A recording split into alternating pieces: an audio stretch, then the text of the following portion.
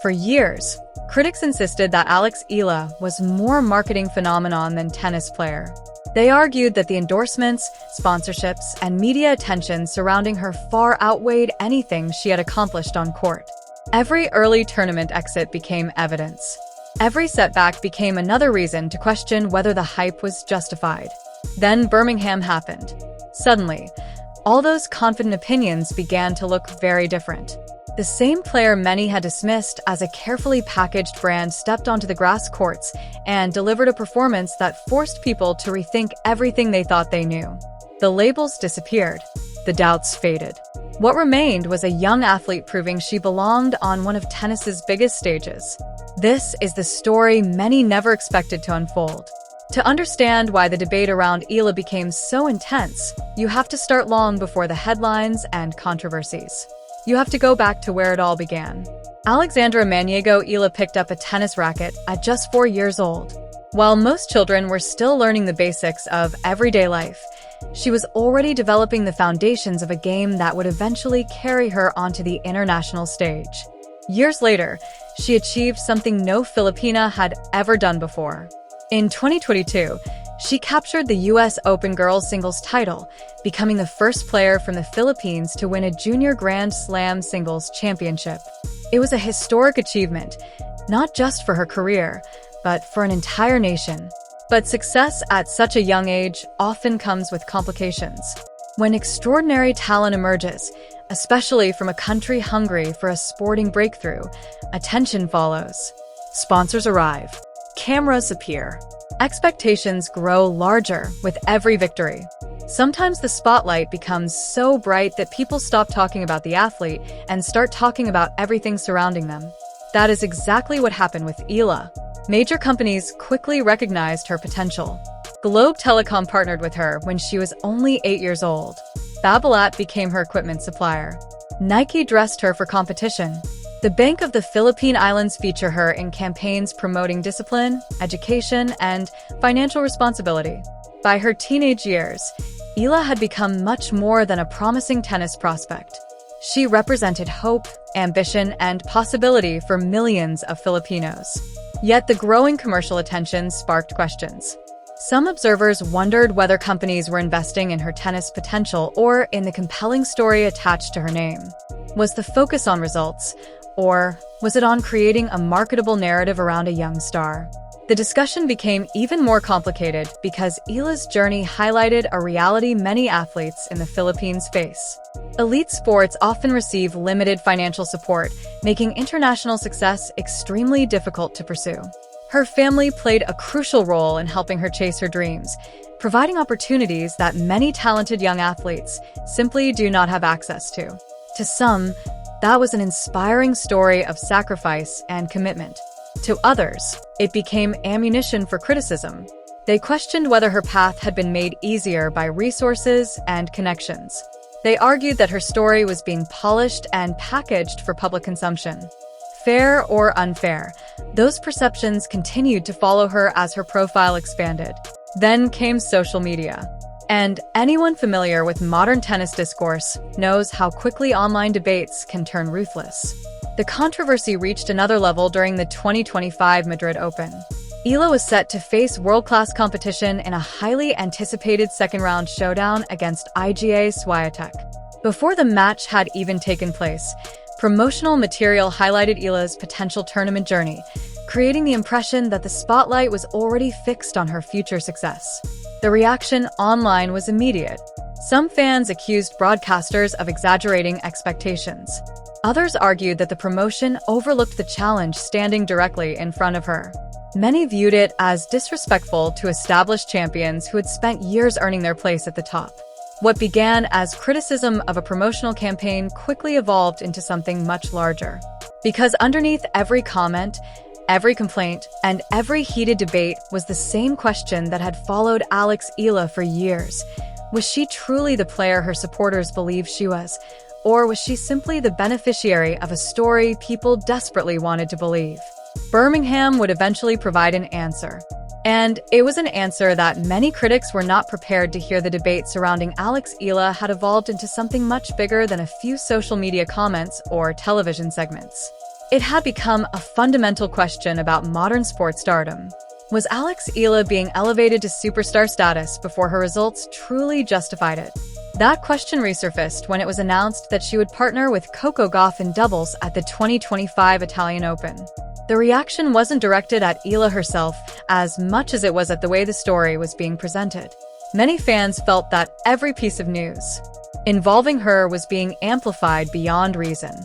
Love the girl, but the hype is getting excessive, one fan wrote. Another dismissed the coverage altogether, calling it unserious.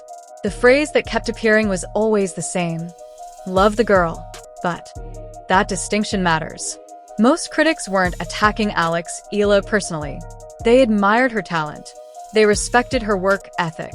What frustrated them was the feeling that the promotional machine surrounding her had become so loud that it was drowning out the actual tennis. The spotlight had become so intense that people struggled to separate the player from the narrative. Then came a moment that captured the entire situation perfectly. Speaking on her Love All podcast, former world number 1 Kim Clijsters discussed the pressure Eala was facing after suffering a first-round exit at the Australian Open. On one of the sport's biggest stages, Eala had fallen early, and the criticism arrived immediately. The whispers suddenly became headlines. More brand than talent. More hype than substance. More story than results. The phrases spread rapidly across social media. They were debated endlessly, shared thousands of times, and attached themselves to a young woman who had devoted virtually her entire life to chasing excellence in tennis. But there was something many critics overlooked. The greatest athletes rarely answer criticism with interviews or social media posts. They answer it with performances. And Birmingham was approaching. Before that tournament began, even some of Eala's strongest supporters were quietly wondering where things stood. Not publicly, not in comment sections, just privately. The results hadn't always matched the expectations. By that point, Birmingham marked her 15th tournament of the 2026 season. Her calendar had already taken her across Auckland, Melbourne, Manila, Abu Dhabi, Doha, Dubai, California, Miami, Linz, Stuttgart, Madrid, Rome, Strasbourg, and beyond. 15 tournaments. 15 different challenges. 15 weeks of travel, adaptation, pressure, and scrutiny. Most players carry their own expectations. Eala carried those plus the hopes of an entire nation eager to see one of its brightest sporting stars break through. Then came Roland Garros. Her award for qualifying was a brutal first-round matchup against reigning Wimbledon champion Barbara Krejcikova. Eala won the opening set brilliantly before the experienced Czech fought back to claim a 3-6, 6-2, 6-1 victory. There was important context behind that loss. Most critics ignored it. They looked only at the final scoreline. Another tournament. Another first-round exit. Another opportunity for doubt to spread. Predictably, comparisons began appearing everywhere. One name surfaced more than any other. Emma Raducanu. The parallels were obvious. Both were young. Both became global stories early in their careers. Both attracted enormous attention before establishing long-term consistency on tour. For skeptics, the comparison became irresistible. Was Alex Eala heading down the same road? Was she another player whose popularity had accelerated faster than her results? A bright star whose narrative might ultimately outgrow her ranking? Kim Clijsters saw things differently. She reminded fans that Eala was still only 20 years old and navigating circumstances few athletes ever experience. There's a lot of new things she's dealing with at such a young age, Clijsters explained. I think it's important for her to be protected from the craziness that comes with all of that. Protected from the craziness. Think about that for a moment. A former world number 1 felt compelled to publicly defend a young player from the overwhelming pressure created by fame, expectations, and constant scrutiny. That was the environment Alex Eala carried with her into Birmingham, and she stepped into it anyway. Arriving as the tournament's top seed, ranked world number 37, Eala entered a field that included experienced competitors from across the globe. Expectations were high. The pressure was real. Every analyst, every commentator, and every critic was watching closely. Some were waiting for validation. Others were waiting for failure. Many already had their conclusions prepared. Then the tennis began. And suddenly, the conversation changed. Facing Australia's Priscilla Hahn in her opening match, Eala produced one of the most dominant performances of her season. She stormed through the first set 6-0 in just 22 minutes, barely giving her opponent room to breathe. 22 minutes, 6 games, 0 concessions. On grass courts, a surface where she had yet to win a professional title.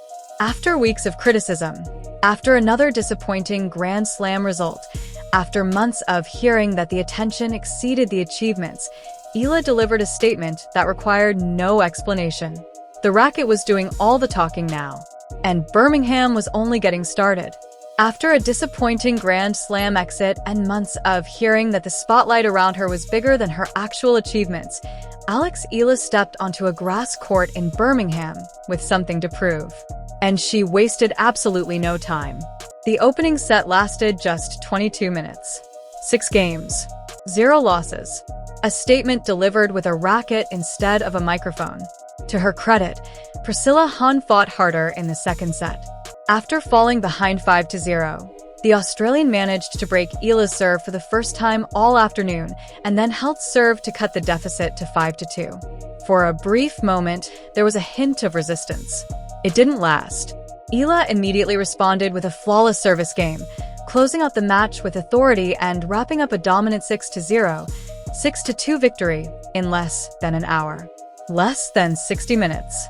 After weeks of criticism, after endless debates about hype, after countless claims that the machine surrounding her had become bigger than the player herself, Alex Eala let her tennis do the talking.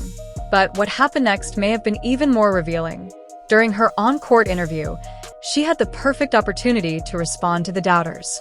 She could have made a statement. She could have delivered a viral soundbite.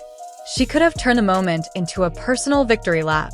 Instead, she simply thanked the Filipino fans who had come to support her in Birmingham. That was it. No revenge speech. No message for critics. No attempt to settle scores. Just genuine appreciation for the people who believed in her enough to show up.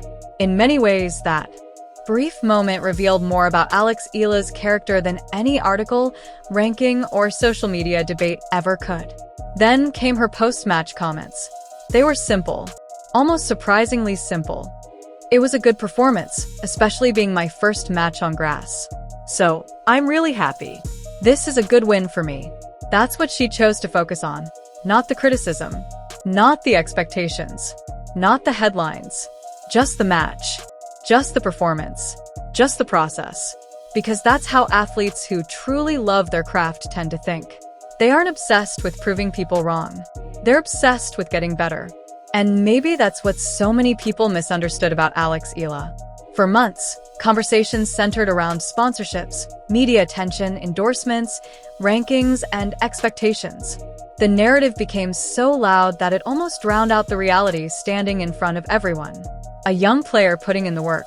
A young player carrying enormous pressure. A young player trying to build a career one match at a time. Birmingham didn't magically solve every question surrounding her future. Tennis doesn't work that way. But it did remind everyone of something important. Talent still matters. Performance still matters. And eventually, results speak louder than narratives. Alex Eala arrived in Birmingham carrying every doubt, every criticism, and every accusation that she was more brand than player. She left the court less than an hour later with a commanding 6-0, 6-2 victory, and a growing list of people forced to reconsider what they thought they knew. No dramatic speeches. No social media war. No carefully crafted response. Just tennis. And sometimes, that's the most powerful answer of all.